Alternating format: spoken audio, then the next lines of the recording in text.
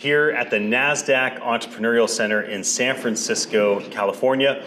We're at the Voice of the Car Summit, and all things that are being talked about is voice-first technology and the integration with vehicles, right? Because vehicles have been very unsafe transportation devices, and now they're becoming safer with autonomous driving. But what we're talking about is a vehicle or a transportation device that is a true productivity machine. And so I am excited to introduce you to Rachel. Please tell everybody who you are and what you do. I am excited about this interview. I'm looking forward to it. Okay, so I hope I don't disappoint. My name is Rachel Batish. I'm VP of Product at AudioBurst. At AudioBurst, we are a search and discovery engine for anything that is audio content, so anything that is not music.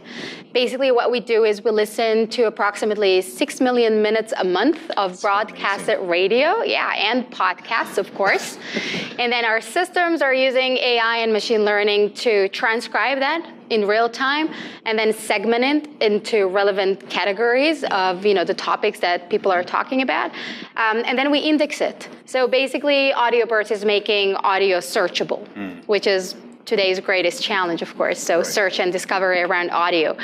How do we work with the car manufacturers or the OEMs themselves? So basically what AudioBurst is offering is a personalized content playlist. So that would be just like you go into the car and you'll have your Spotify playlist or you have your Apple Music playlist. Yeah. You'll have your content playlist. So why listening to everything on the radio when you know what interests you and we know what interests you and we already listened to all of that and we cut it into short snippets of audio clips. So it could be like 30 seconds to 4 minutes. And we'll just serve it to you one after the other. We'll make it, fun experience so you could listen to.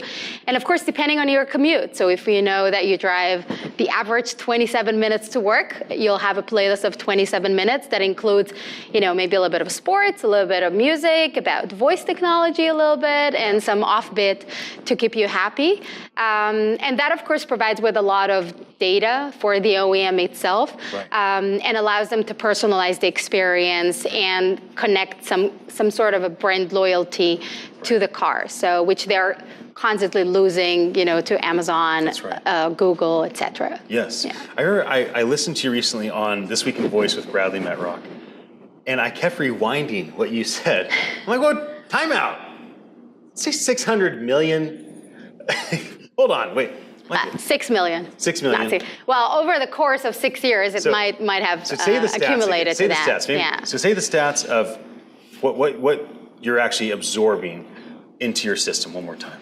So it's 6 million minutes a month of broadcasted radio and podcasts. Okay, still as impressive to me as 600 million.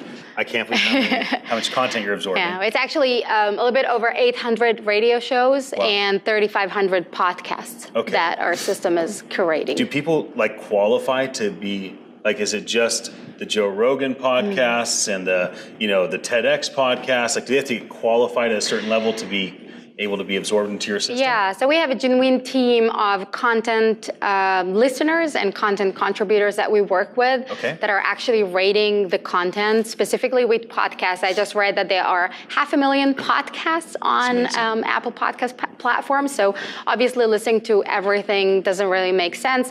So we have our content team that is actually ranking that content, the same we do also on radio, and making sure that we provide with the most relevant content for you, avoiding fake news, which is really important today, and providing with the best and optimized content for our listeners. Now, for AudioBurst, I'm assuming that you're tracking analytics and things like that. So for AudioBurst right now, are you finding that people use AudioBurst differently if they're in their home, if they're at work, if they're in their car, or do you not even know what they're actually doing? So we know. Okay, so you know. Good. Yeah. So do you find that people are building different types of playlists? So people have a bedtime playlist, a wake-up playlist, a work-focused playlist, a I'm bored at work and don't want to listen to this meeting playlist. I just have one AirPod in. That's happening. I know you're watching. I know you do that. It's okay. I understand. I do it too.